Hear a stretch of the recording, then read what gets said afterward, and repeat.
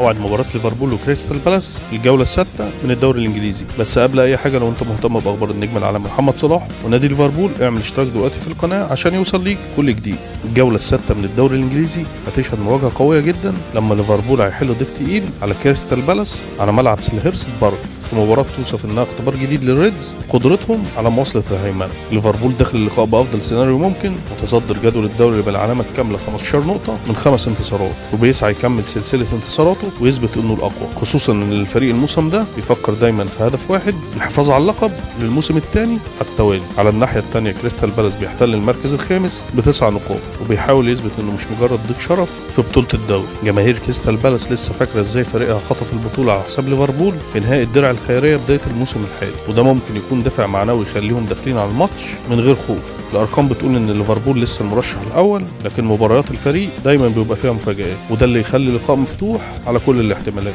اما عن موعد المباراة، فالمباراة ستقام يوم السبت ان شاء الله 27 سبتمبر 2025 الساعة 5 مساء بتوقيت مصر والسعودية، و6 مساء بتوقيت الامارات، على ملعب سيلهيرست بارك. وهتنقل المباراة على قناة بين سبورت اتش دي 3. هنا وصلنا للنهاية. لو انت مهتم باخبار النجم العالمي محمد صلاح ونادي ليفربول، اعمل اشتراك دلوقتي في القناة عشان يوصل ليك كل جديد. كان معكم حسن سعيد.